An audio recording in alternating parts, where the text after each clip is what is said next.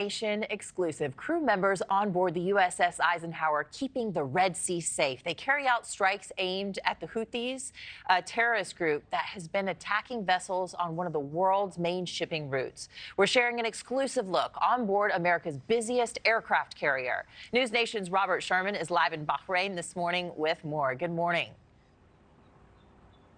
Good morning to you, Anna. And these few days with the United States Navy were very telling. Their perspective is that the whole world is underestimating the Houthi threat that's currently in the Red Sea and the Gulf of Aden.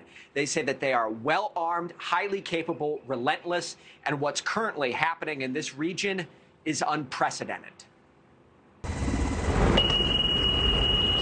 Captain, from Yemen where?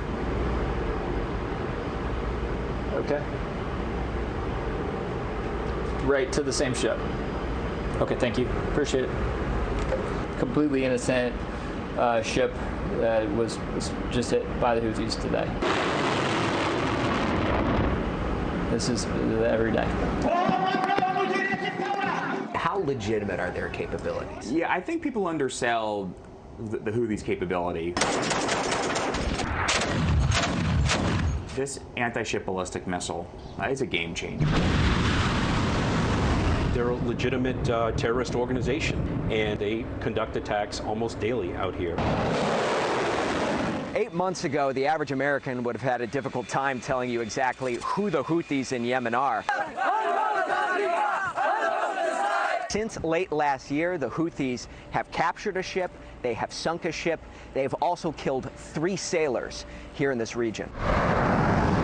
They've got a lot of advanced weaponry that they've purchased or been delivered from their friends in Iran, and they have no problem using it. I think our objective is to save lives, to put it very simply. No aircraft carrier has been busier in the last 5 years than the USS Dwight D. Eisenhower. Over 550 days of deployment within that span.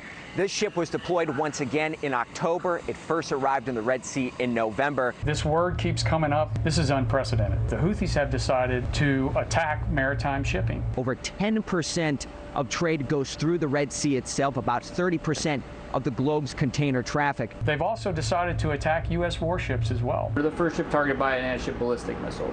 We're the first ship to shoot down an anti-ship ballistic missile in combat in history. So we just saw what's behind this door, which is the Combat Information Center. From the second that one of those missiles is fired at this ship, there's a lot of decisions that need to be made. How to intercept, where to intercept, what kind of tools to be used.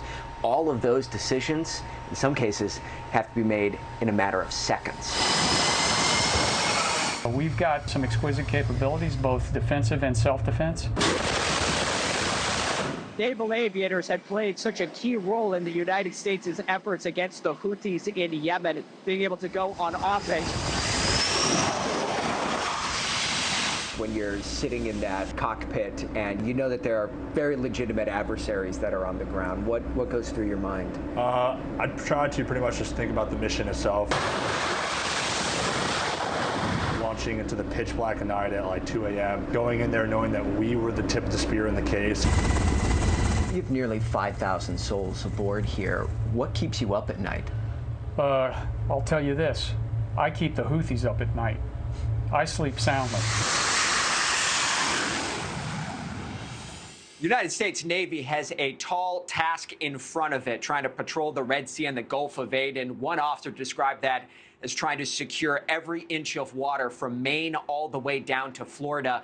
And the attacks from the Houthis, they just keep coming. Within the last few days, we've seen multiple attacks carried out against merchant vessels. The Houthis frame all of this as in solidarity with Palestine and in protest of the war in Gaza. But the ships that they've been hitting this week, no connection to Israel, no connection to the United States. Anna? Got it. Great reporting out there, Robert. Thank you so much. And Nick's here. Thanks for watching, everybody. Go to joinnn.com to find NewsNation on your television provider.